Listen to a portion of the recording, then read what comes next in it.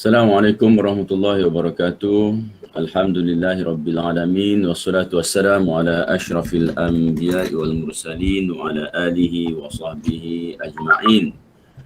Subhanaka la ilma lana illa ma 'allamtana innaka antal alimul hakim. Qala rabbi shrah li sadri wa yassir li amri wahlul 'uqdatam min lisani yafqahu qawli. Amma ba'd. Terima kasih kepada Tuan Pengurusi Ustaz Burhanuddin, Tuan Pengetua, Ustaz Pengelola dan semua yang terlibat untuk menjayakan program ini.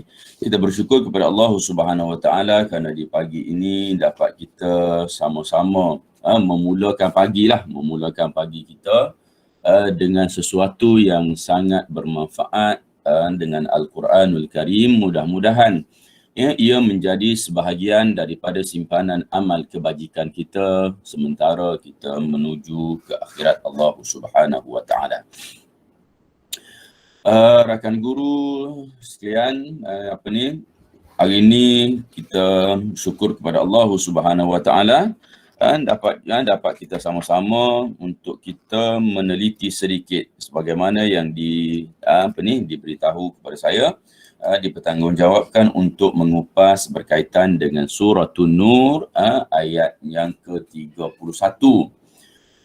Yang mana Allah Subhanahu Wa Taala menyatakan kepada kita dalam ayat ini secara direct. Kebiasaannya kalau kita tengok kepada ayat-ayat suci Al-Quran berkaitan dengan perintah-perintah Allah Subhanahu Wa Taala ini, kita akan dapati bahawa ia datang secara umum. Ia datang secara umum. Banyak ayat yang menggunakan perkataan ya ayyuhalladzina amanu, wahai orang-orang yang beriman.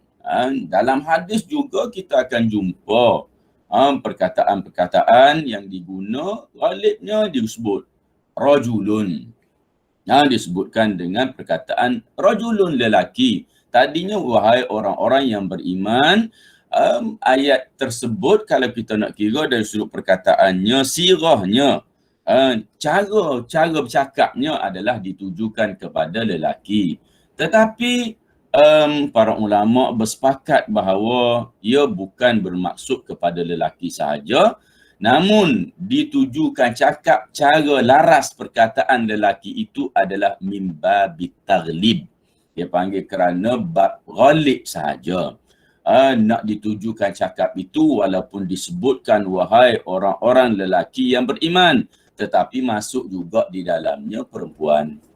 Walaupun kadang disebutkan dalam hadis rajulun a'tahu Allahu malan fasallatahu ala halakatihi, dia menggunakan harta itu ke arah kebaikan. Bukanlah bermaksud lelaki itu perempuan, tidak, tapi termasuk jugalah perempuan. Kenapa sebut gitu? Itu ghalib bercakap, bab taghlib. Maknanya bila sebutkan secara umum gitu, maka Arab dia faham dah. Perempuan dah tak kecil hati dah gitu. Sebab apa? Bukan tak termasuk dia. Termasuk dah, cumanya tidak disebutkan secara khusus. Namun begitu terdapat beberapa ayat. Terdapat beberapa ayat di dalam Al-Quran Allah Subhanahu Wa Taala khususkan. Antaranya ialah ayat ni. Allah SWT sebut, qul lil mu'minin, katakanlah kepada orang lelaki yang beriman.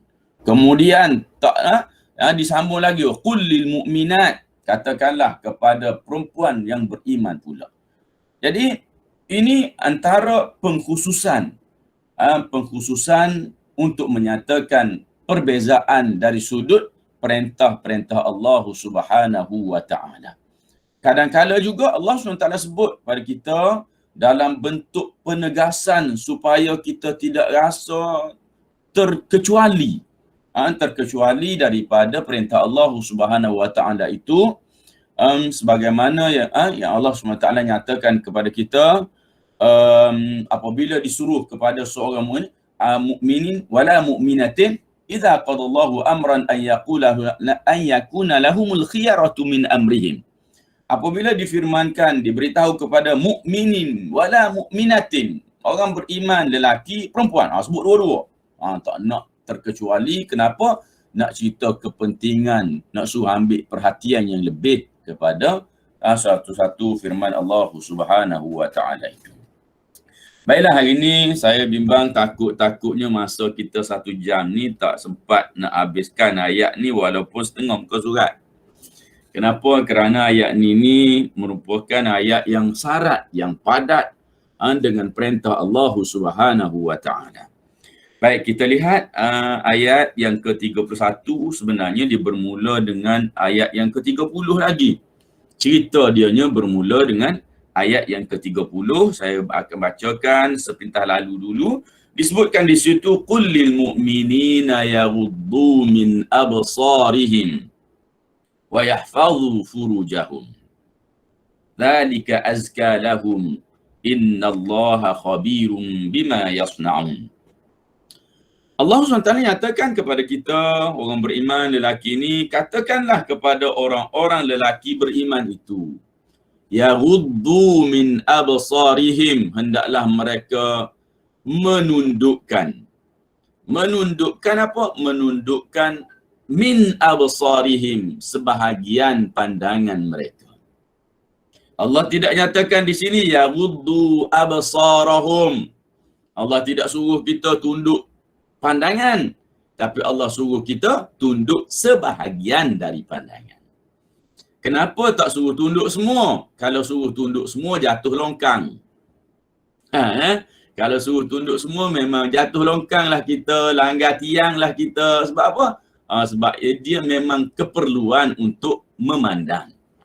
Sekarang tu halusnya uslub Al-Quran, Allah gunakan yaghuddu min absarihim. Sebahagian daripada pandangan itu kena kamu tunduk, kena kamu jaga. Perkataan yaghuddu itu jaga sebenarnya, bukan nak suruh jalan duduk tunduk mata ke bawah gitu, tak. Jaga pandangan kamu sebahagian daripadanya.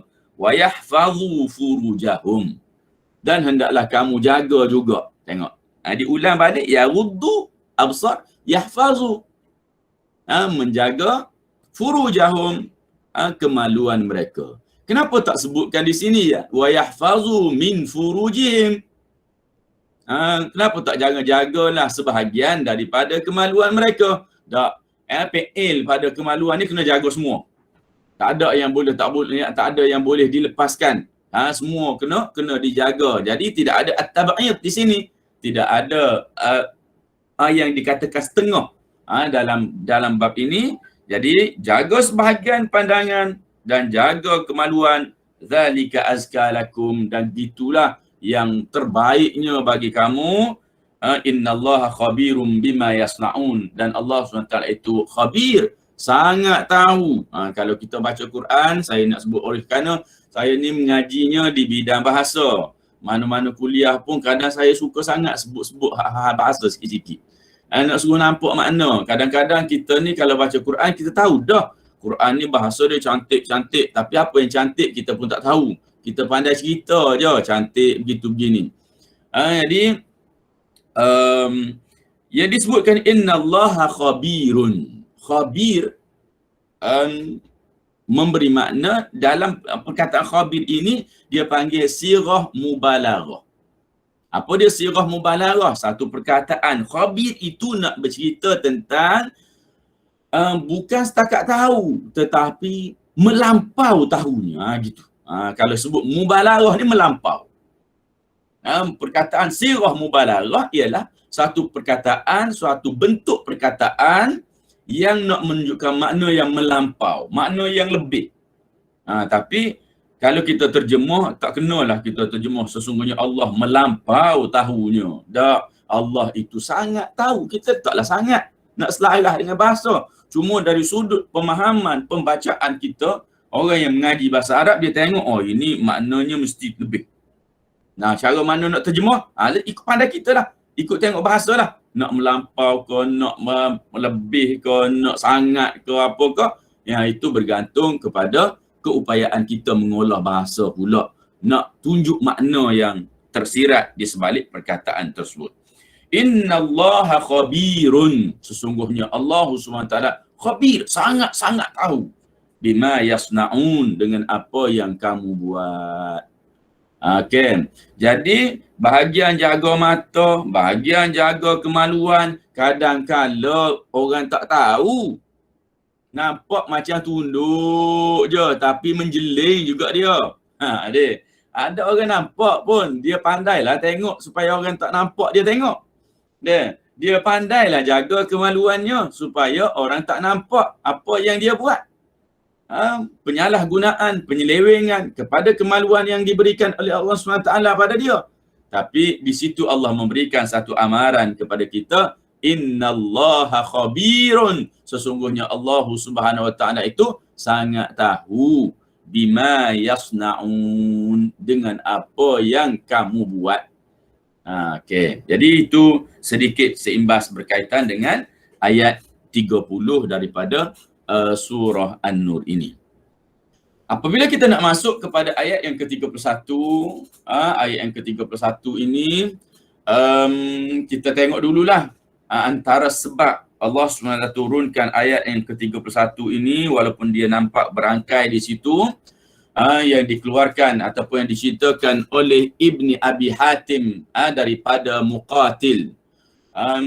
Menyatakan bahawa balaghana an Jabir bin Abdullah, disampaikan daripada Jabir bin Abdullah bahawa suatu perkara iaitu ceritanya itu Asma binti Marsad berada dalam kebunnya. Berada dalam kebun dia ketika tu, dan dia diziarahi oleh perempuan-perempuan. Datang perempuan-perempuan lain jumpa dengan dia, masuk ke kebun dia tu dalam keadaan ghairu muta'azzirat. Dalam perkataan dia tu tidak memakai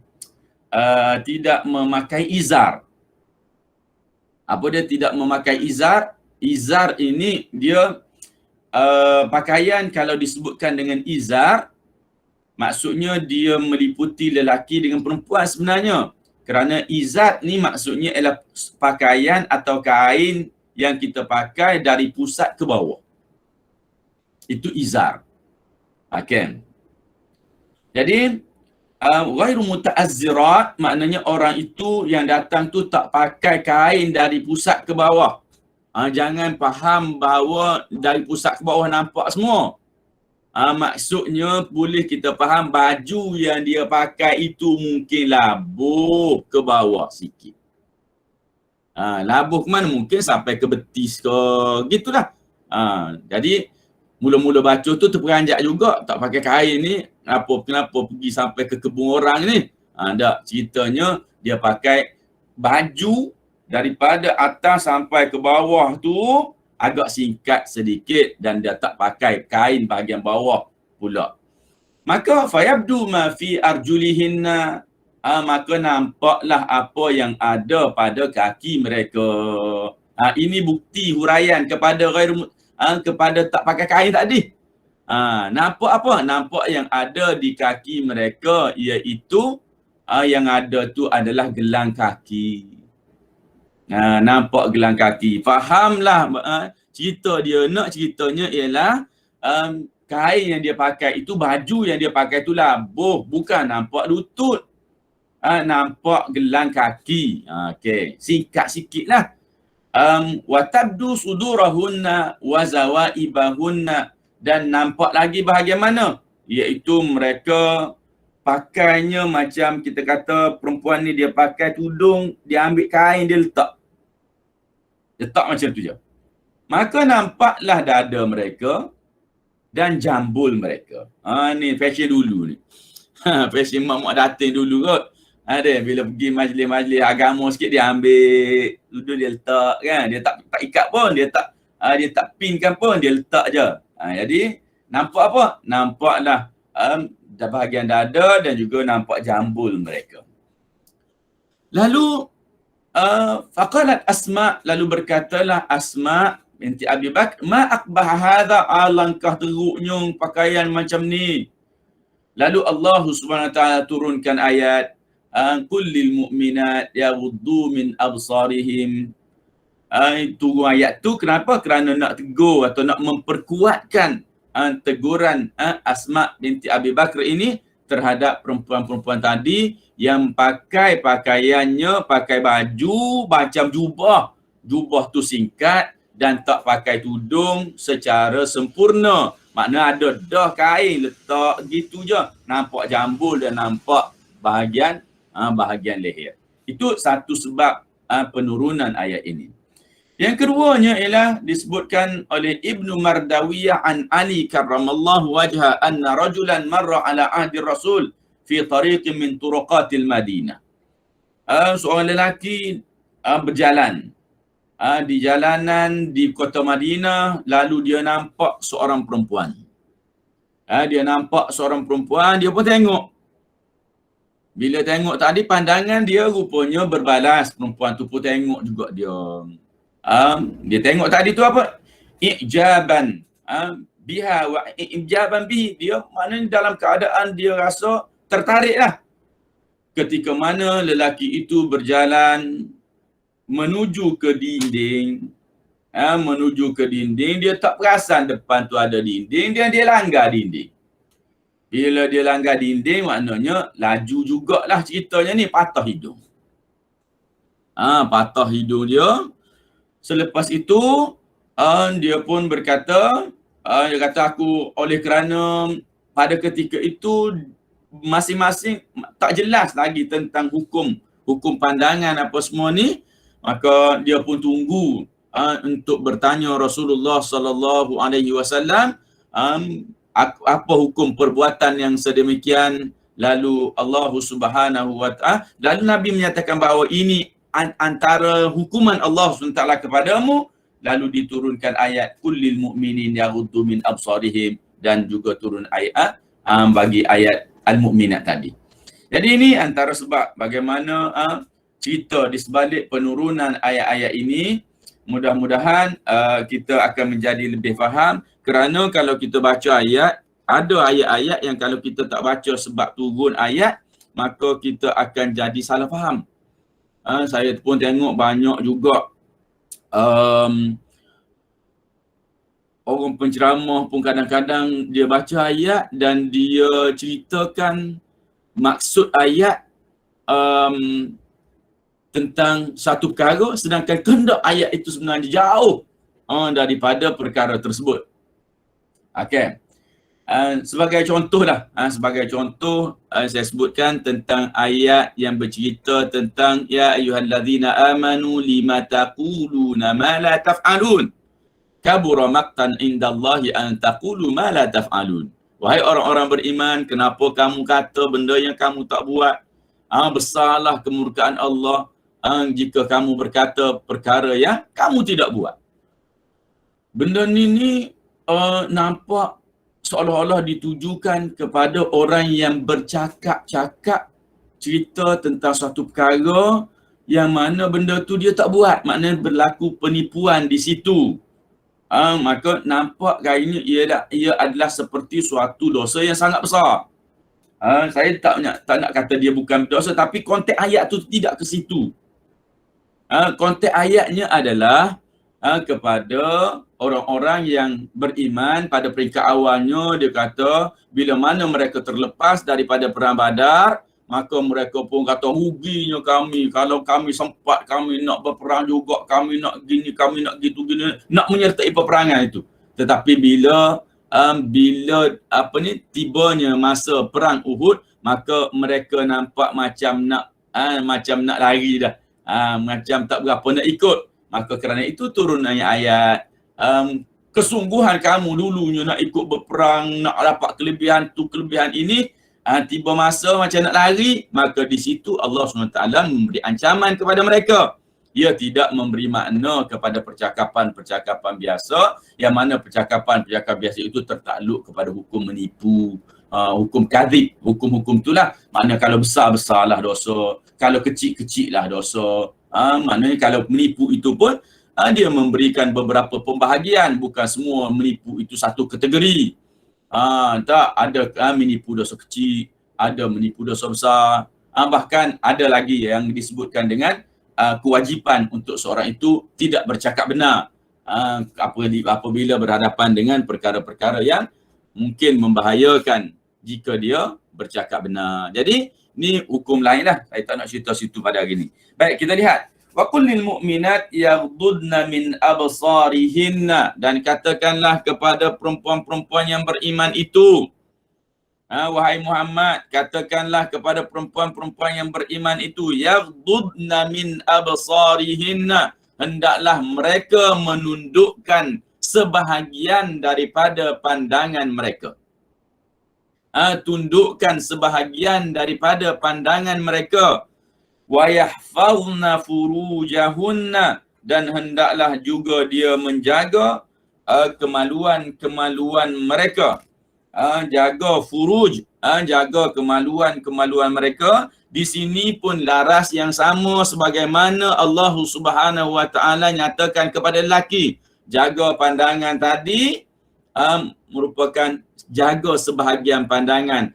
Di sini kita akan dapat lihat sebahagian ulama mengambil hukum yang sama di antara lelaki dan perempuan dalam bab pandangan. Okey, sebahagian ulama dia ambil hukum yang sama. Sebahagian yang lain, yang jumhurnya mengambil hukum yang berbeza, insya-Allah kita sebutkan nanti dalam perbincangannya nanti. Baik. Apabila disebutkan tentang menjaga pandangan dan juga menjaga kemaluan, di sini kita nyatakan bahawa disebutkan tab'id ini fala yahmalu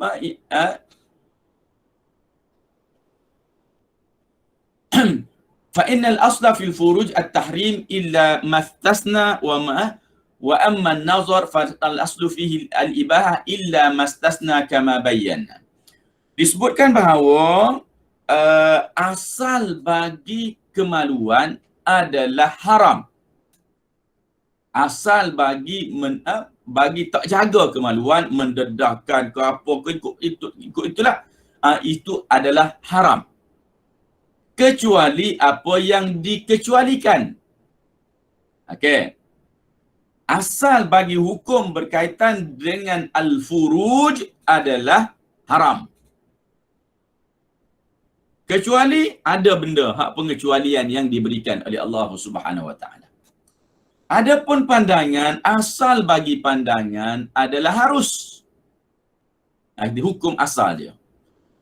Illa mastathna, melainkan apa yang dikecualikan daripada pandangan itu. Sebab itu hukumnya jadi berbeza. Hukum jadi berbeza. Yang ini kemaluan memang disuruh jaga ketat-ketat supaya tidak berlaku perkara yang haram.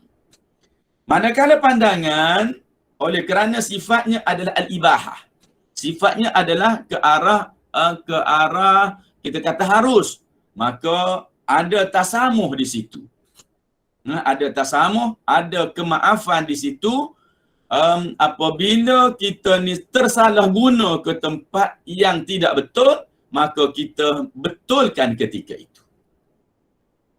Tak boleh kita nak katakan bahagian kemaluan kita tersalah guna untuk nak katakan kita tak berdosa, kerana asasnya adalah kena jaga ketat-ketat. Pandangan jaga juga, tapi dia agak longgar. Kerana itu apabila pandangan itu jatuh kepada yang haram, maknanya terpandang kepada yang haram, min ghairi qasdin, tanpa kita tak sengaja. Kita tak sengaja, maka wajib kita mengalihkan pandangan itu secepat mungkin. Wajib dialihkan secepat mungkin. Jangan faham sebagaimana remaja-remaja dia kata al-ula laka wa thani alaika, yang pertama itu untukmu dan yang kedua itu bukan lagi untukmu, ataupun secara khususnya ini merupakan sabda Nabi SAW kepada Sayyidina Ali dengan menyatakan, ya Ali tutbi'in nazratan la tutbi'in nazratan nazrah, wahai Ali, jangan kamu ikuti pandangan dengan pandangan. Fa inna lakal ula, sesungguhnya untukmu yang pertama, maknanya tak berdosa ya bahagian yang pertama. Walaysa lakal akhirah, dan bukan untukmu yang terakhir atau yang seterusnya. Maknanya sebagaimana yang kita sebutkan tadi, pandangan yang pertama, sekalipun jatuh kepada yang haram, tidak dikira berdosa oleh Allah Subhanahu Wa Taala. Akan tetapi jika tidak dialihkan ataupun jika dipandang semula, maka itu barulah dikira berdosa. Kenapa dia dihukumkan sedemikian? Kerana asasnya pandangan itu adalah dibenarkan. Mana kita tahu nak keluar benda-benda yang haram, maka kerana itu bila mana ternampak yang haram, maka dengan itu diperintahkan ketika itu untuk mengalihkan pandangan. Satu hadis riwayat Imam Bukhari an Abi Sa'id Al-Khudri, daripada Abi Sa'id Al-Khudri menyatakan bahawa Rasulullah sallallahu alaihi wasallam bersabda, larang para sahabat daripada lepak. Lepak ni ada dulu pun ada dah, bukan hari ni je. Sahabat-sahabat lepak di tepi jalan. Lalu Rasulullah SAW menyatakan, iyyakum wal julusa ala turuqat. Beringatlah kamu daripada duduk-duduk di tepi-tepi jalan. Qalu ya Rasulullah la budda lana min majalisina natahaddatsu fiha. Kami ni kemestian kami untuk kami duduk-duduk juga ya Rasulullah. Kami nak bercakap-cakap, nak sembang-sembang. Ni cerita kedai kopi lah ni. Orang tanya, boleh tak keluar kedai kopi? Tak boleh. Nak juga jumpa kawan-kawan, takkan tak nak jumpa. Ni jawapan samalah ni. Rasulullah sallallahu alaihi wasallam larang para sahabat daripada bukan larang direct ni, cuma beringat duduk situ tu. Lalu mereka kata, kami ni tak boleh ya Rasulullah, kena juga duduk, nak sembang-sembang jugalah kami ni. Lalu Rasulullah SAW menyatakan bahawa in abaitum fa'atut tariqa haqqah. Kalau kamu tak nak dengar juga aku cakap, tak nak dengar juga nasihat aku, jangan duduk tepi jalan ni, maka Rasulullah menyatakan, tunaikanlah hak bagi jalan itu. Tunaikan hak bagi tempat yang kamu duduk tepi jalan tu. Lalu mereka bertanya, wa ma haqqut tariq ya Rasulullah? Apa dia hak jalan tu ya Rasulullah? Qala, Rasulullah bersabda, ghaddul basar, tundukkan pandangan, wa kafful adha, jaga daripada perkara-perkara buruk, wa raddus salam, dan jawab salam, wal amru bil ma'ruf, menyuruh kepada kebaikan, wan nahyu anil munkar, dan mencegah daripada kemungkaran. Jadi ini senarai perkara yang perlu dibuat. Perlu dibuat, maknanya sini kita boleh faham juga bahawa perintah Rasul ini kadang-kala ada tawar-menawarnya juga. Para sahabat pun bukan semata-mata keluar suruhan. Dia faham Rasulullah larang tu larang macam mana, larang tu nak menunjukkan kepada pengharaman ke apa ke. Dia faham dari sudut konteks bercakap air muka Rasulullah sallallahu alaihi wasallam tu dengan mereka. Kerana tu mereka ada tawar-menawar, Rasulullah boleh tak seolah-olah kita, kalau kami nak duduk sini juga, nak sembang-sembang, nak buat macam mana. Lalu diberikan hak bagi jalan tadi, kena jaga pandangan, tak boleh ada perempuan-perempuan lalu duduk tengok apa semua sekali. Jakaful adha, jaga daripada perkara-perkara buruk. Maksudnya kadang bila tengok tadi, kita tengoklah kalau anak-anak muda dia lepak, bukan setakat dia duduk lepak saja. Kalau ada orang lalu, dia kalau patut mengata, dia mengata. Ataupun kalau nak usik, dia usik. Jadi bukan setakat dia tak jaga pandangan, bahkan al-adha, perkara-perkara buruk menyakiti hati itu juga dilakukan oleh mereka. Jawab salam. Ini yang juga payah ni, al-amru bil ma'ruf wan nahyu 'anil munkar. Menyuruh kepada kebaikan boleh kira lagi, agak mudah juga. Tapi mencegah kepada kemungkaran ini satu perkara yang sangat diabaikan di zaman ini. Perkara yang sangat diabaikan, dan saya melihat dalam bab ini ramai yang berselindung. Orang-orang agama ramai yang berselindung di sebalik apa? Mereka berselindung di sebalik hikmah. Kita ni tak boleh juga nak tegur-tegur. Nanti kalau kita tegur-tegur tu nampak jadi tidak berhikmah. Ramai yang berselindung di sebalik ini, akhirnya mereka tidak menjalankan tanggungjawab mereka dari sudut al-amru bil ma'ruf wan nahyu 'anil munkar, dan tidak begitu manhaj yang dibawa oleh para ulama terdahulu, khususnya para salafus soleh yang terdahulu, mereka ini pantang melihat kemungkaran, pasti mereka akan menegurnya. Pasti mereka akan menegur kemungkaran tersebut kalau mereka melihatnya, tak kiralah kemungkaran itu di pasar ataupun kemungkaran itu di rumah raja.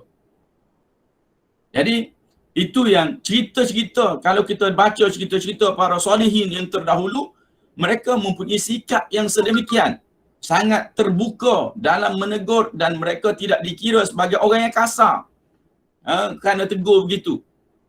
Kalau kita lihat kepada Hasan Al-Basri sebagai contohnya, Hasan Al-Basri ni kalau dia pergi pasar, orang nampak dia, orang tak berani dah buat. Orang tak berani buat dosa. Orang nampak, dia tak tegur lagi. Orang nampak dia, orang tak berani dah buat. Tapi dia ni tak tegur ke? Dia memang bahagian tegur ni A. Saya kongsikan satu cerita. Hasan Al-Basri, dia pergi ke rumah, ke istana, ke rumah khalifah satu ketika bersama dengan Sya'bi.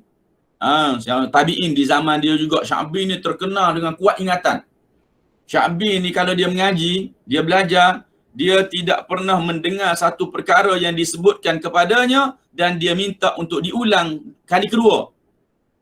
Orang baca apa pun depan dia, dia tak pernah minta orang tu ulang kali kedua. Kenapa? Kali pertama dengar, ingat. Kata Sya'bi, perkara paling sedikit yang aku belajar ialah syair Arab. Paling sikit aku belajar. Dan kalau engkau minta aku untuk bercakap tentang syair Arab, aku boleh bercakap tentang syair Arab ni selama sebulan tidak berhenti-henti. Baru habislah. Sebulan tu kira habislah berkaitan dengan syair Arab. Ini yang paling sikit yang aku belajar. Paling sikit yang aku ingat. Kalau banyak, wallahualam. Kita ni bagi 10 minit tentang satu benda, habis dah. Tak nak cakap dah. Saya boleh cakap banyak ni, saya banyak pusing. Kalau nak cerita isi semua, habis kan, 2-3 minit habis kan. Jadi itu lambang kepada ilmu mereka, luahnya ilmu mereka. Jadi ceritanya ialah Hasan Al-Basri bila dia pergi ke rumah khalifah ini, dia tegur khalifah.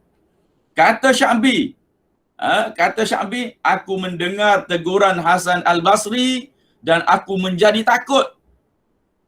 Lalu aku tarik jubahku, ekor jubah tu bawah yang labuh ke bawah tu, bila duduk kan dia berada atas lantai. Maka dia kata, aku tarik kaki jubahku kerana aku bimbang, takut-takut tiba-tiba datang pedang memancung Hasan Al-Basri dan aku terkena darahnya. Macam mana agak-agak kita duk rasa macam tak berhemah ke Hasan Al-Basri ni, tidak berhikmah ke dia. Jadi itu manhaj mereka, cara mereka. Sebab tu bila kita baca kisah para salihin di antara ulama dan umara ini, barulah kita boleh faham bagaimana cara mereka tegur. Mereka tak akan kona-kona akut lain pun. Mereka akan tegur terus terhadap kemungkaran-kemungkaran yang berlaku. Ini tak berlaku di zaman kita atau hampir tidak berlaku di zaman kita, yang menyebabkan manusia semakin hari semakin hanyut, semakin banyak kemungkaran yang dilakukan. Kenapa? Kerana ramai di kalangan orang berilmu menjadi bisu tentang kemungkaran. Macam-macamlah alasan yang diberi. Baik, terus kepada perbincangan ayat kita. Wala yubdina zinatahunna illa ma zahara minha. Wala yubdina zinatahunna illa ma zahara minha. Janganlah mereka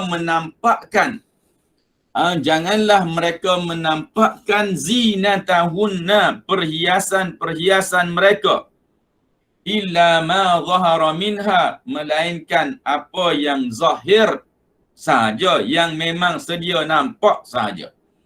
Perkataan zinatahunna bukanlah semata-mata memberi makna perhiasan. Bahkan para mufassirin menterjemahkan maudhi'uz zinah, iaitu tempat letaknya perhiasan. Tempat letaknya perhiasan. Maksudnya jangan kamu nampakkan zinatahunna, perhiasan itu lebih kepada makna tempat letak perhiasan.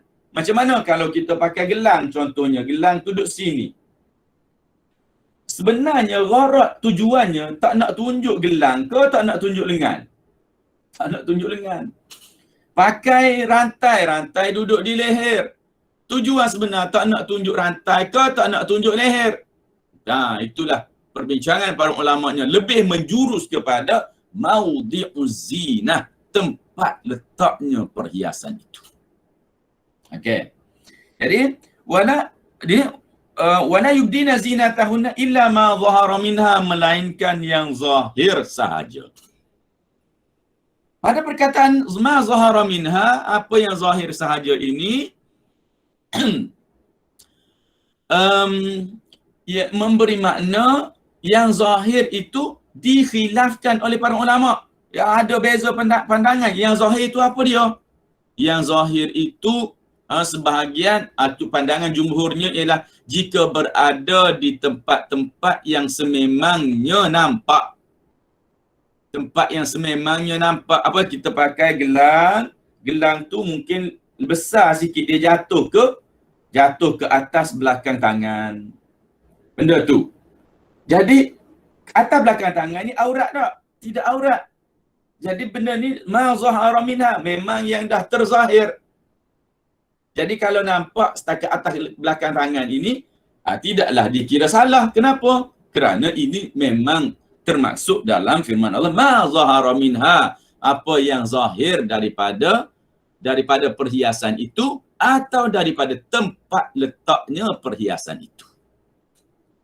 Okey, Jadi ini satu pandangan. Satu pandangan lain dia kata ma zahara minha ini, kalau kita nak faham bahawa yang memang duduk di tangan, lepas pergelangan tangan ataupun yang duduk di muka sahaja, maka itu tak perlulah nak cerita, mereka kata. Jadi mereka menterjemah sedikit lebih ke dalam berkaitan dengan ma zahara minha, iaitu kalau pun duduk di lengan tapi mungkin ketika terselak, ada angin ke terselak sikit, zahara minha. Okey. Ma zahara minha, yang zahir itu yang ternampak pada pandangan apabila berlaku sedikit kesilapan dalam penjagaan pakaian kita. Jadi ini dua makna, namun begitu para jumhur ulama lebih kepada makna yang pertama, iaitu menyatakan bahawa ma zahara minha ialah yang berada pada tempat yang bukan aurat. Kalau nampak perhiasan-perhiasan di situ, maka tidaklah menjadi sebarang masalah. Kemudian wal yadribna bi khumurihinna ala juyubihinna. Hendaklah dia yadribna. Perkataan yadribna ini melabuhkan. Bi khumurihinna, dengan tudung mereka.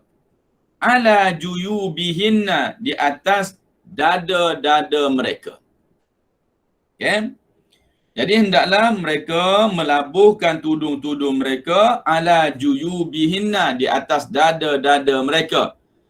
Di sini ada perintah daripada Allah Subhanahu Wa Taala agar perempuan-perempuan ini melabuhkan tudung sampai ke atas bahagian dada mereka. Di sini terdapat suatu tindakan yang sangat dipuji syarak bagi perempuan-perempuan Ansar. Ketika mana turunnya ayat ini, mereka ambil kain mereka. Mereka dulu tak ada tudung. Maklumlah duduk zaman jahiliah, tudung buat apa? Tak ada perintah pun untuk bertudung. Dan lalu bila mana turunnya ayat ini, mereka ambil izar mereka. Mereka ambil kain yang mereka pakai. Kain, kalau lelaki kain pelekat. Kalau perempuan kain macam kain batik itulah. Macam mana cara mereka pakai, pakaian apa yang mereka pakai dulu, wallahu alam. Tapi maknanya dia adalah izar. Pakaian dari pinggang ke bawah. Ambil izar mereka, mereka gunakan untuk menutup apa yang diperintahkan oleh Allah, iaitu tutup bahagian kepala, sehinggalah ke bahagian dada mereka. Jadi perbuatan itu, tindakan mereka secara drastik itu dipuji oleh Allah Subhanahu Wa Taala kerana begitu cepat bertindak untuk mentaati perintah daripada Allah Subhanahu Wa Taala ini. Okey. Jadi di sini kita nak highlightlah sikit kerana orang kita ni ramai yang alhamdulillah cikgu-cikgu kita pakai tudung.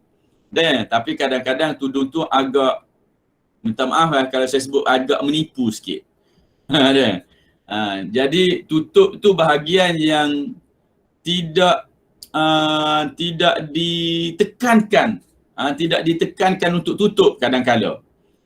Saya selalu juga bercakap di hadapan pelajar berkaitan dengan falsafah tudung. Falsafah di sebalik bertudung. Saya selalu bertanya kepada pelajar-pelajar lelaki, kalau kamu nampak rambut perempuan, ia menjadikan kamu rasa tertarik dok nampak rambut tu. Kamu rasa teruja dok nampak rambut perempuan. Rata-rata pelajar dia kata tak ada apa Ustaz, rambut buat apa? Kan? Okey, itulah jawapan yang saya nak daripada mereka. Tak ada apa pun. Mereka nampak rambut tu. Okey, baik. Rambut yang tidaklah begitu menarik perhatian. Mungkin ada orang sukalah tengok rambut.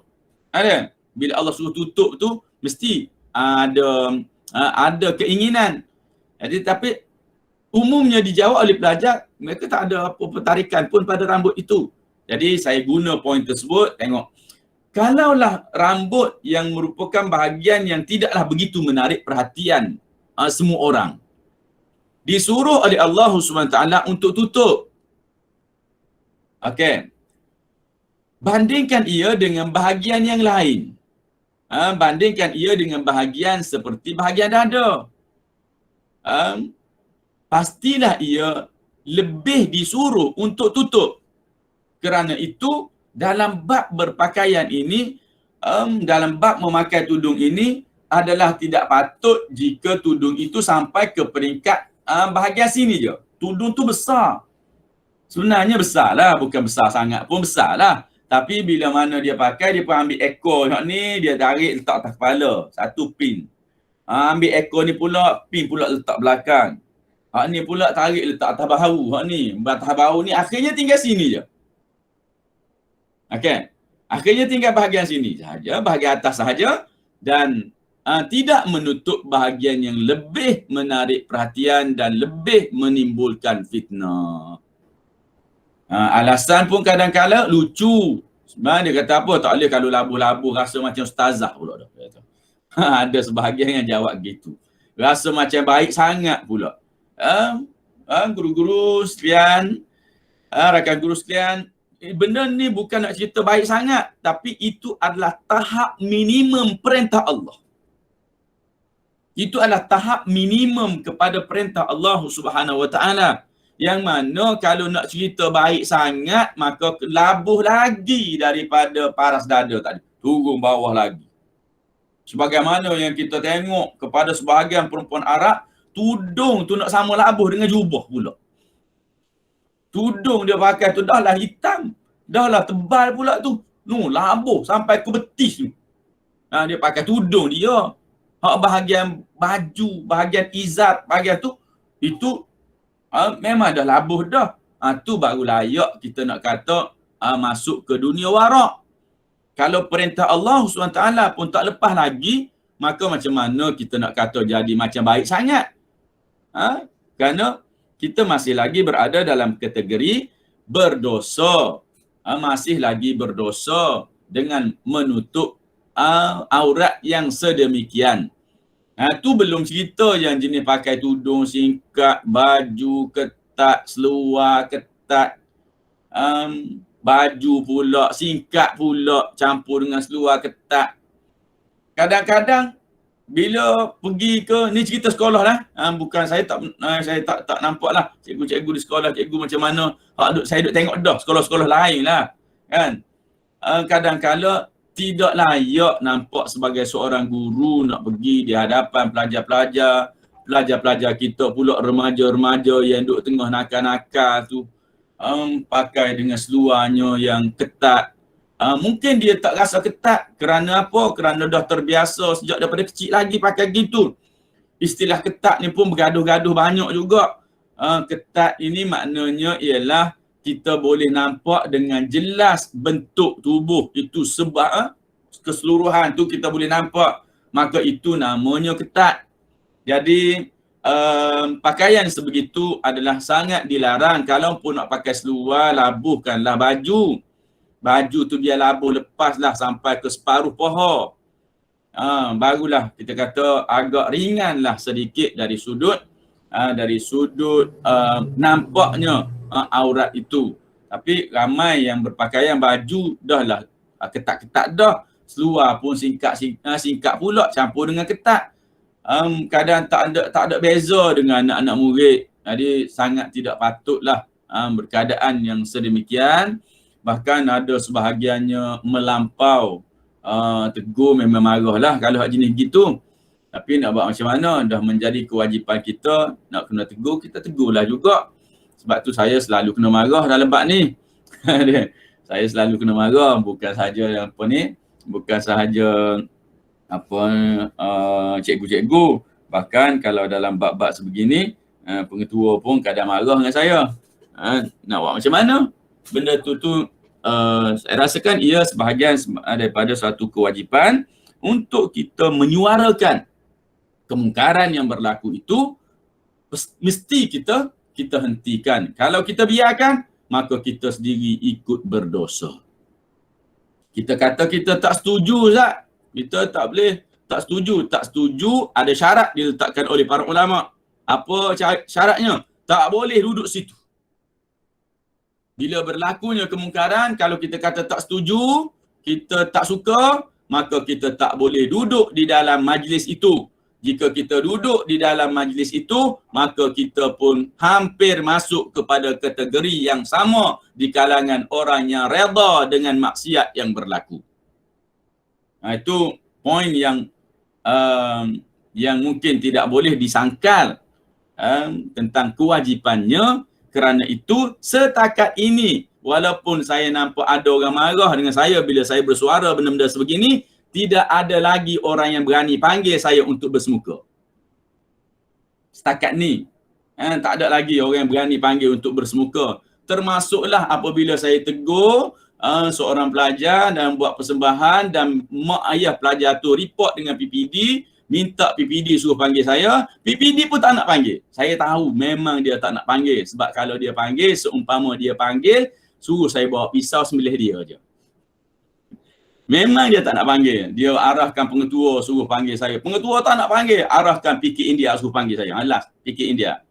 Jadi ini saya kata, benda-benda yang berbentuk begini, memang orang tak berani nak panggil. Kalau kita ada sedikit keberanian, mereka tidak akan berani untuk berhadapan dengan kita. Itu pengalaman yang saya lalui dah dalam hampir dalam isu ni berkaitan dalam lebih kurang 7-8 tahun lah.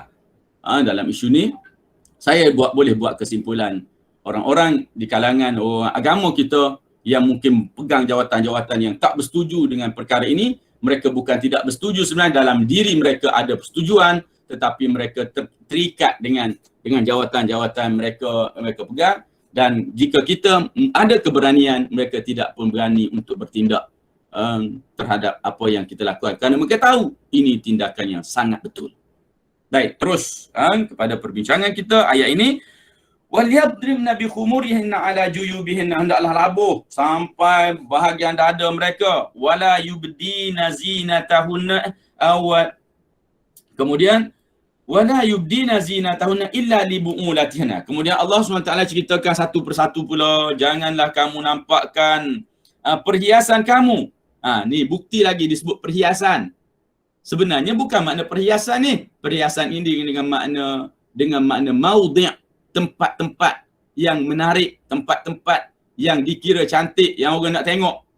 Jangan kamu nampakkan zinatahunna.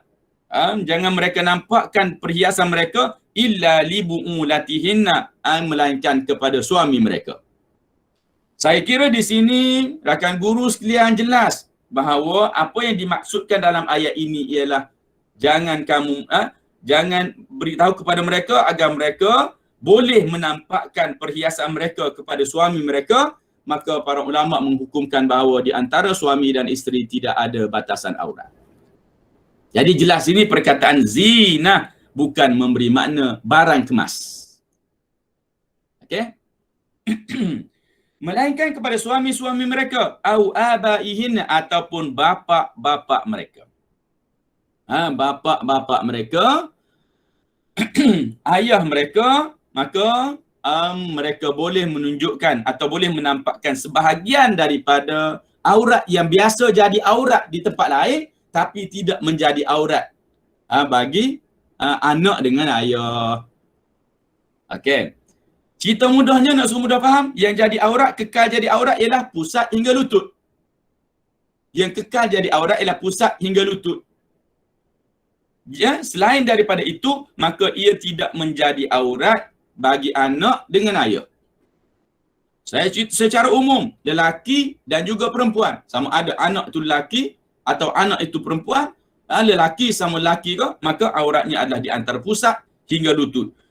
Khususnya ayat ini bercerita berkaitan dengan perempuan. Maka dikata perempuan, aurat mereka juga dengan ayah mereka boleh dibuka sebahagiannya. Boleh dinampakkan sebahagiannya. Kita nampak macam tak logik. Apa pula anak nak keluar pakai kain dari pusat hingga lutut je. Tak pakai dah hak lain. Dak, ini kita tengok gitu, itu kita kaitkan dengan adab. Akan tetapi, jika kita kaitkan pula dengan suasana kehidupan rumah tangga, nak menyusu anak, ayah ada bersama, nak kena lari dulu ke, tak kena lari dulu ke tempat lain ke. Jadi di situlah nampak logiknya hukum yang telah pun diterapkan dalam agama Islam kita ini. Kemudian, au aba ibu'ulatihinna, ataupun bapa suami, bapa mertua. Okey, bapa mertua ini dia adalah merupakan orang yang haram dikahwini sampai bila-bila. Bapa mertua ini, dia tidak akan jadi bekas bapa mertua. Walaupun anaknya boleh jadi bekas suami. Okey? Boleh ya? Anaknya boleh jadi bekas suami. Bila bercerai dengan seorang perempuan, maka jadilah bekas suami. Ex-husband. Tapi adakah kita boleh kata ex-mertua? Hati-hati sini. Sini tak boleh kata ex-mertua. Kenapa? Kerana dia tak akan jadi ex. Dia akan kekal sampai bila-bila sebagai mertua. Maknanya kekal sampai bila-bila. Tidak boleh dikahwini. Dari sudut aurat, auratnya adalah ringan. Sebagaimana yang kita kan tadi. Dan begitu juga bila mana bersama dengan bapa mertua ni, dia tidak membatalkan wuduk sampai bila-bila. Tak kira lah bercerai ke, suami mati ke apa ke, dia kekal menjadi pangkat ayah kepada seorang perempuan. Au abnaihinna au abnai bu'ulatihinna, ataupun anak-anak mereka atau anak-anak suami mereka. Anak mereka, anak perempuan tu itu memang dah maklumlah, atau anak suami. Anak suami ni siapa dia? Anak suami mungkin anak suami dengan isteri-isteri yang lain juga menjadi mahram. Menjadi mahram, tidak membatalkan wuduk, menjadi ringan dari sudut auratnya. Au ikhwanihinna, ataupun adik-beradik mereka. Allah sebut sini adik-beradik. Adik-beradik ni siapa? Adik-beradik ni semua adik-beradik seibu sebapa, adik-beradik seibu, adik-beradik sebapa. Itu dia panggil adik-beradik. Satu je yang tak jadi adik-beradik, iaitu yang nampak macam adik-beradik juga, iaitu apabila si suami yang berkahwin dia ada anak sebelum. Si isteri berkahwin dengan suami tadi, dia dah ada anak sebelum. Jadi janda kahwin dengan duda, janda ada anak, duda ada anak. Maka berkahwinlah mereka. Janda anak 5, duda anak 5. Maka jadi lima orang anak janda dengan anak duda tidak menjadi adik-beradik. Mereka kekal menjadi bukan mahram. Tak boleh tinggal bersama, tak boleh berlaku terbukanya aurat di antara mereka. Bahkan kalau nak buat majlis, bapa dengan mak kahwin, yang pertama anak sulung dengan anak sulung belah sini kahwin. Anak kedua, pasangan yang kedua, yang ketiga, ini dah anak lelaki semua, ni anak perempuan semua. Boleh buat 6 majlis kahwin serentak. Bapa dengan mak kahwin, anak-anak kahwin semua. Sampai jadi pasangan semua. Boleh buat gitu. Kenapa? Kerana mereka tidak menjadi adik-beradik. Okey. Baik, masa kita dah tak lama dah tu. Au bani ikhwanihinna, atau anak saudara. Anak saudara pun sama. Ramai juga orang tanya ni, anak saudara ni macam mana? Anak saudara datang rumah ni, nak kena pakai tudung ke tak pakai tudung ke, boleh salam ke tak boleh salam. Anak saudara termasuk dalam mahram. Anak saudara ni apa makna? Anak kepada adik-beradik kita. Jangan anak kepada adik-beradik suami. Tu lain cerita. Anak kepada adik-beradik dia sendiri. Tak kira lah adik-beradik dia tu seibu sebapa atau seibu. Tak kira. Asalkan adik-beradik, anak kepada adik-beradik tu dia panggil anak saudara. Au bani akhawatihinna. Ini anak saudara tu daripada adik-beradik lelaki atau adik-beradik perempuan. Tak kira. Asalkan anak saudara, dia kira sebagai sebahagian daripada mahram. Au nisaihinna, ataupun perempuan-perempuan mereka. Di sini ada khilaf sedikit. Nisaihinna dengan makna perempuan Islam. Ini jumhur ulama kata perempuan Islam, maka sesama Islam bolehlah buka aurat, ataupun bolehlah kalau nampak aurat-aurat yang apa ni, di antara pusat ke atas dan lutut ke bawah boleh nampak.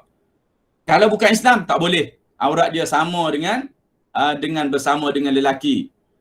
Cumanya para jumhur ulama menyatakan bahawa yang diguna pakainya ialah pada hari ini, kalau perempuan sama perempuan yang berlainan agama, kita perempuan Islam bolehlah buka apa yang terzahir ketika kerja. Maknanya kalau dia pakai baju setakat leher, tak pakai tudung, pakai baju lengan pendek, tu masih lagi ruang yang dimaafkan dalam perbincangan khilaf di kalangan para ulama. Itu yang ringan lah di antara perempuan Islam dengan perempuan bukan Islam. Au ma malakat aimanuhunna, ataupun yang dimiliki, hamba yang dimiliki. Hamba yang dimiliki ni zaman hari ni dah kira tak adalah, kita cepatkan di situ. Awit tabi'ina ghairi ulil irbati minar rijal, ataupun yang mengikut tabi'in yang tidak mempunyai keinginan kepada perempuan di kalangan lelaki. Maknanya mungkin ada dia bela, ada pakcik tua, tak ada tempat nak duduk, tua sangat dah, tak mampu dah nak buat apa-apa, cuma duduk nak makan je lah, nak tumpang kalau boleh bagi makan. Jadi orang perempuan laki-laki yang dianggap mereka ini sudah tidak mempunyai keinginan, sudah tidak ada keinginan nafsu kepada perempuan, maka di situ diringankan aurat perempuan terhadap lelaki-lelaki yang sebegini. Dan dia tak boleh yang di luar-luar, mesti dia tu tabi'in, dia memang duduk dalam keluarga kita. Duduk dalam keluarga. Mungkin kita kata macam ni lah, suami kita bela pak saudara dia tua sangat dah, duduk dalam rumah. Jadi payahlah isteri kalau ada orang luar, orang ajnabi. Kenapa suami bela pak saudara? Dia tak ada dah orang lain. Suami kita ambil tanggungjawab nak bela pak saudara dia. Pak saudara dia tu dengan si isteri tadi, dia bukan mahram. Tapi oleh kerana dah tua sangat dah, kita nampak dia pun tak ada dah ciri-ciri keinginan kepada perempuan pun tak ada dah. Maka di situ menjadi ringan aurat sekiranya tidak berlaku fitnah lah. Semua yang kita bincangkan di atas tu jika tidak berlaku fitnah. Satu lagi yang sama dengan perempuan yang lelaki yang tua ni, aktif lilladzi lam yazharu ala auratin nisa. Anak kecil ataupun kanak-kanak yang belum kenal aurat perempuan. Kanak-kanak yang belum kenal aurat perempuan, dia tak pelik bagi dia kita tutup aurat ke tak tutup aurat ke, tak ada pelik bagi dia. Sebab apa? Belum lagi masuk pada mereka pemikiran ataupun belum lagi dimasukkan oleh Allah nafsu dalam diri mereka sehingga mereka boleh membezakan antara lelaki dengan perempuan. Jadi anak-anak yang kecil tu maka aurat setakat mana? Aurat tetap kena jaga antara pusat hingga lutut. Kalau yang lain tu, kalau nampak pun, itu masih dalam kategori yang dimaafkan. Kenapa? Kerana dia berada dalam lingkungan orang-orang yang diringankan aurat oleh Allah Subhanahu Wa Taala. Kemudian Allah SWT sambung lagi. Watubu ilallahi jami'an ayyuhal mu'minun. Wa tubu ilallahi jami'an ayyuhal mu'minun la'allakum tuflihun. Bertaubatlah kamu kepada Allah Subhanahu wa taala, wahai orang-orang beriman. Taubatlah. La'allakum tuflihun. Mudah-mudahan kamu akan berjaya. Allah SWT iringi cerita panjang ni dengan tubu ilallah. Bertaubatlah kamu kepada Allah. Kenapa Allah buat ceritakan gini? Kerana kita ni dalam usaha kita jaga macam mana pun pasti silap. Apatah lagi tak jaga. Dalam usaha jaga aurat itu ini pun ada salah juga kita buat. Maka kerana itu kita ni disuruh bertaubat. Setelah kita berusaha buat segala perkara tadi tu, maka tubu ilallah, bertaubatlah kamu kepada Allah. Kalau ada kecuaian, ada kesilapan, ada hak zaman jahiliyah, ada yang sebelum tahu, ada itu ini ni, maka tanggungjawab kita ialah bertaubat kepada Allah Subhanahu wa taala. Kita tetap disuruh agar bersungguh-sungguh untuk melaksanakan perintah Allah. Sebab tu kalau tengok hadis tingkatan 4 akhir sekali tajuk akhlak. Tajuk akhlak akhir sekali yang tingkatan 4 tu disebut saddidu wa qaribu. Saddidu wa qaribu. Okey.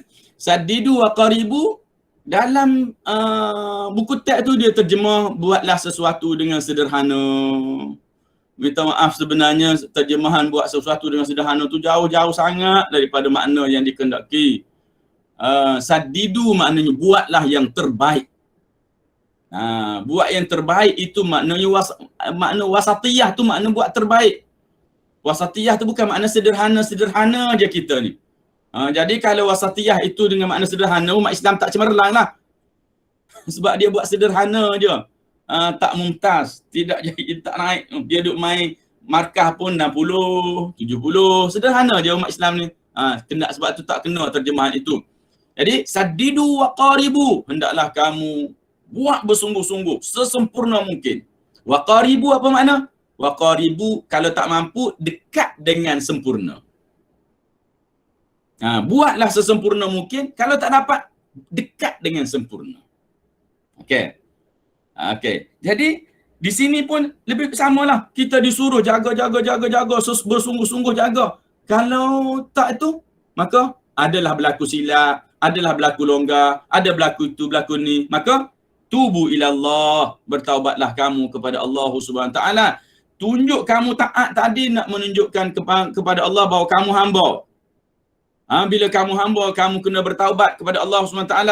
Dalam hadis tadi juga disebut, sesungguhnya kamu tidak akan masuk syurga dengan amal kamu.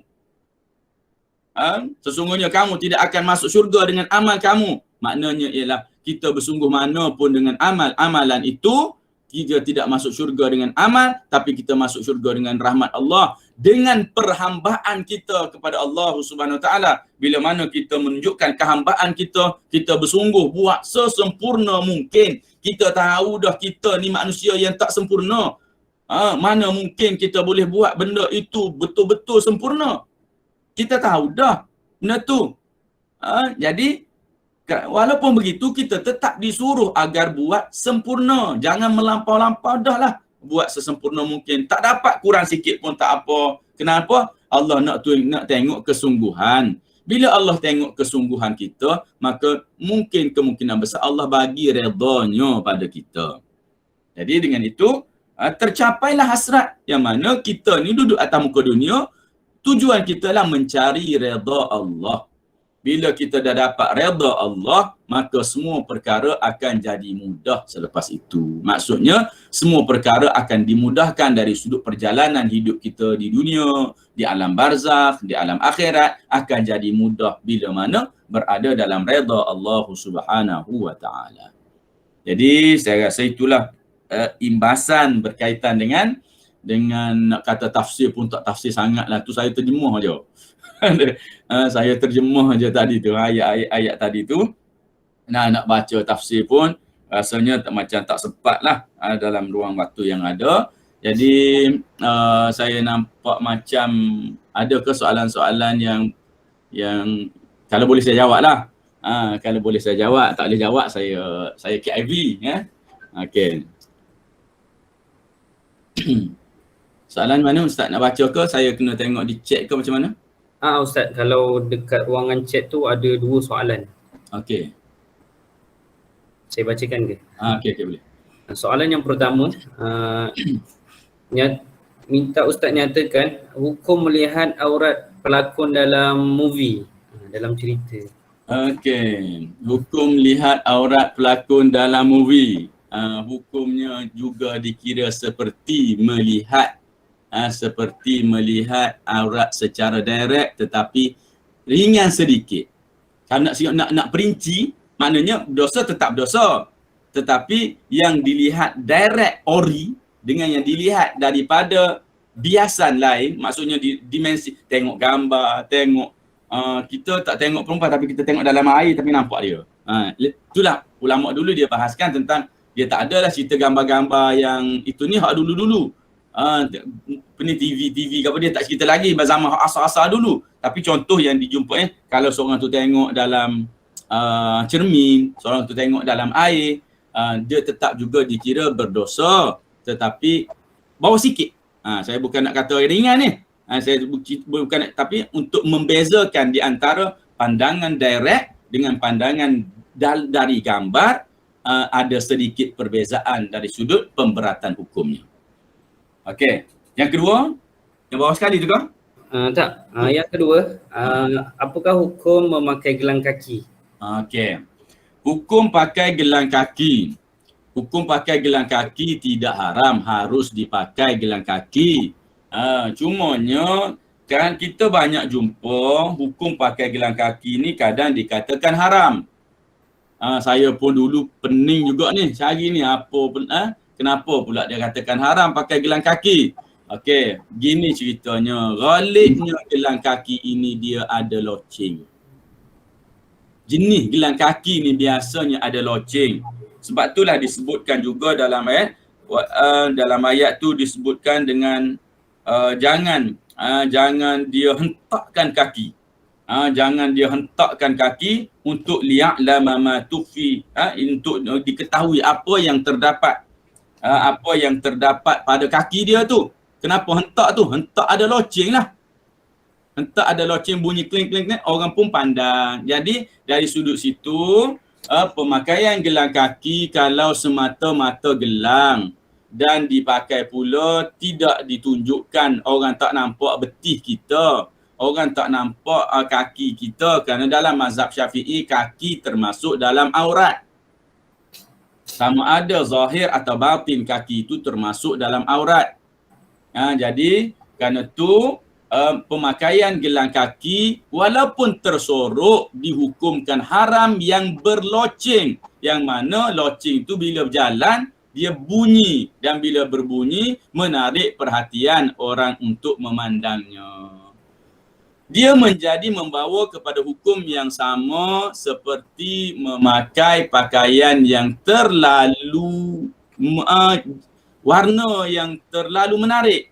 Warna yang kalau kita kata merah-merah sangat, kuning-kuning sangat sampai orang tak nak tengok pun jadi kena tengok. Lalu kat belakang pun nampak lagi cerah dia. Jadi orang pun tengok. Begitu juga hukum yang sama dengan memakai bau-bauan bagi perempuan. Jadi dia lalu di belakang dah tapi orang pusing juga nak tengok sebab bau wangi sangat. Ini hukum-hukum yang dikaitkan dengan gelang kaki. Hukum yang dikaitkan dengan gelang kaki yang mana punca utamanya adalah menarik perhatian orang yang ajnabi untuk memandang mereka. Okey, itu yang boleh saya berikan sebagai jawapannya. Yang ketiga, seterusnya Ustaz, boleh tak sebut tentang aurat suara? Aurat suara. Okey. Aurat suara, dari sudut suara tidaklah dibahaskan oleh ulama yang menyatakan bahawa aurat suara ini menjadi mutlak sebagai aurat. Akan tetapi ayat-ayatnya bercerita tentang fala takhda'na bil qaul.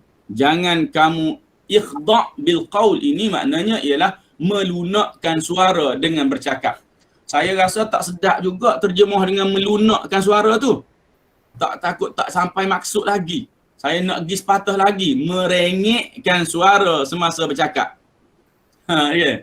Okey, ada lebih laginya, orang kata kalau dengar bercakap macam belendar punya. Minta maaf saya sebut macam itu. Jadi bila kita dengar tu macam itulah yang disepakati. Itulah yang disepakati suara perempuan menjadi aurat dalam keadaan yang sedemikian.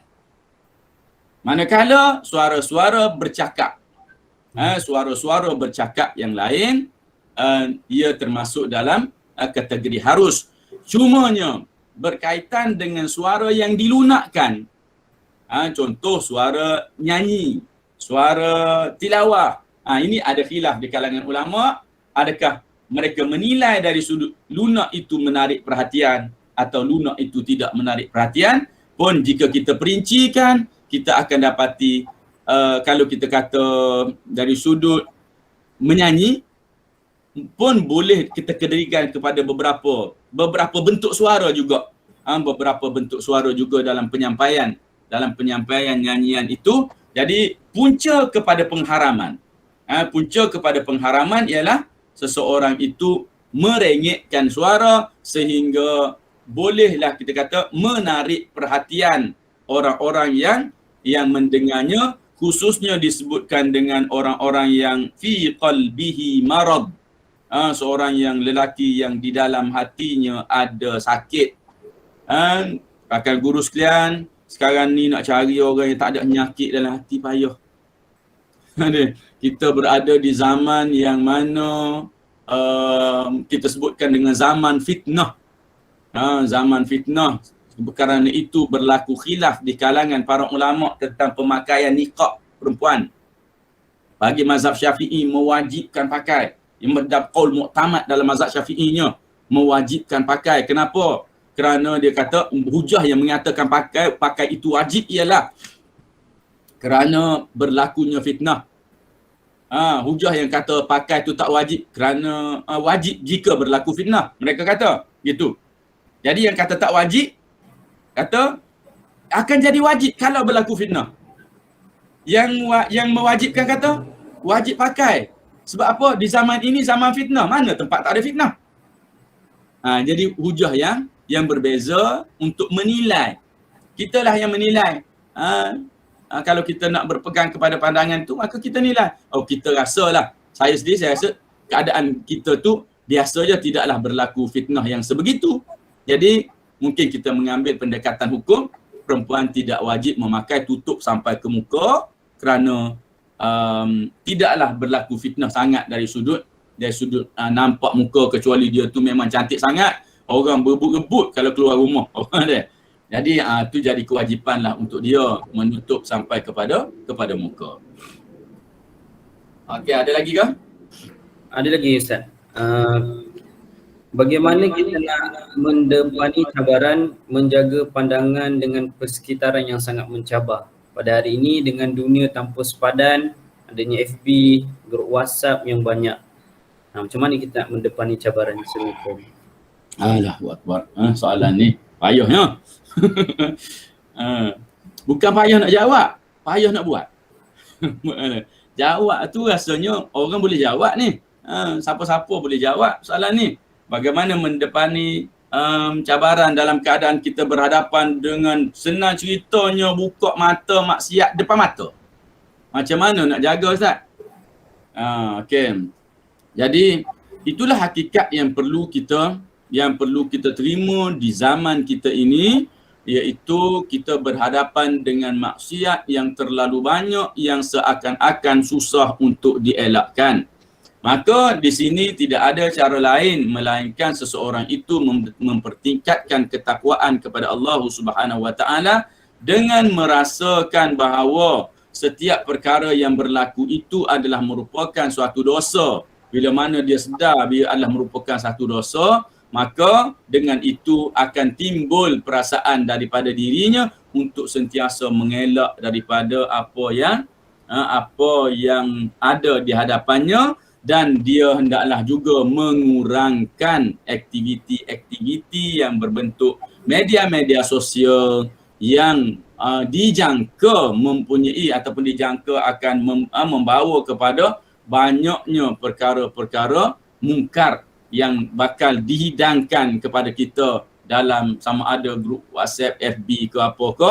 Jadi kurangkan aktiviti-aktiviti yang sedemikian, perbanyakkan aktiviti lain seperti membaca Al-Quran, seperti apa ni kita kata kelas-kelas pengajian, sehingga apabila kita sibuk dengan perkara-perkara yang berbentuk kebaikan ini, kita harapkan yang berbentuk maksiat dan juga dosa itu akan menjadi kurang, kerana kaedahnya al-masyghul la yushghal. Orang yang sibuk tidak boleh disibukkan lagi dengan perkara lain. Jadi kalau kita dah sibuk dah dengan banyak perkara lain, maka kuranglah kita duduk belek WhatsApp, kuranglah kita duduk belek FB, kuranglah kita duduk belek tengok apa ni kita kata IG ke apa ke.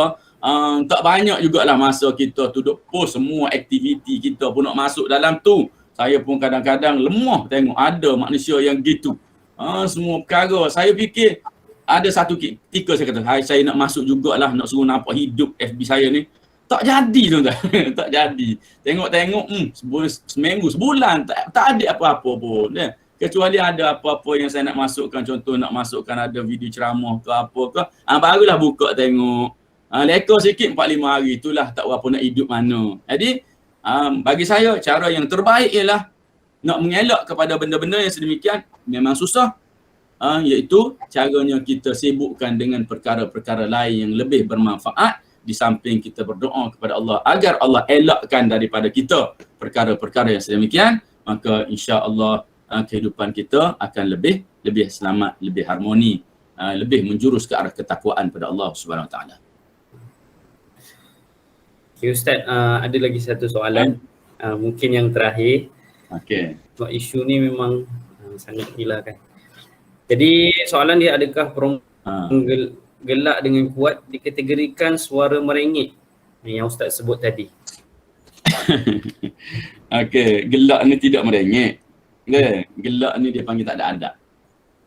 Gelak tu dia panggil tidak ada adab. Saya rasa kalau orang tu, kalau kita guna istilah macam mana, daripada berkenan jadi tak berkenan rasanya kalau dengar macam mak lampir tu kan. Kadang-kadang kita tak masuk lagi bilik guru tu. Apa ni bunyi macam apa ni mengilai tu. Dah berdiri bulu roma dah. Bukan bulu roma nak pergi, bulu roma macam nak lari dah. Jadi ini termasuk dalam perkara yang dikira sebagai tidak beradab. Tidak beradab di kalangan perempuan-perempuan, yang mana perempuan ini sifatnya adalah at-tasattur. Perempuan ini sifatnya adalah tersembunyi, tertutup sifatnya. Jadi bila mana sifatnya tertutup, maka percakapannya pun juga lebih perlahan, pergerakannya juga adalah terhad. Kerana itu jika kita lihat kepada isu yang berlaku tentang perempuan bekerja. Ini berlaku pada perempuan bekerja lah ghalibnya. Kan, bila perempuan bekerja, dia ada ramai kawan di tempat kerja dia, jadi adalah suka hilai dia di sana. Walaupun kita kata di situ tak ada lelaki lah, dia ketawa-ketawa sama-sama dia je. Cuma kalau kuat sangat itu dipanggil kurang dari sudut adab sebagai seorang perempuan. Yang mana perempuan ni saya nak katakan dia adalah berbentuk tasattur ni, dia tertutup dan lebih kepada berada di rumah. Kita lihatlah cerita kepada anak Nabi Syuaib alaihissalam.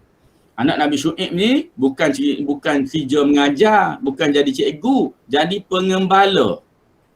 Bawa binatang ternakan dia pergi mengembala, kemudian bagi minum, berebut lagi, tunggu lelaki siap ambil air baru dia nak ambil air. Mana dia terpaksa menghadapi cabaran itu.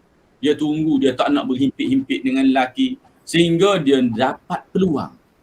Peluang apa? Peluang yang mana dia boleh balik ke rumah, tak perlu lagi bekerja. Peluang tu dia dapat. Dia dapat bila dia jumpa Nabi Musa AS. Lalu dia pun balik cerita dengan ayah dia, Nabi Musa ni baik, Nabi Musa ni kuat, Nabi Musa ni begini. Di samping adalah unsur di situ, unsur berkenan. Yang mana para ulama bercerita anak dia tak cerita pun dia berkenan. Tapi Nabi Syuaib ni mengambil langkah drastik ke depan. Nabi Syuaib dia suruh anak dia pergi, panggil Nabi Musa, balik rumah, offer untuk kahwin.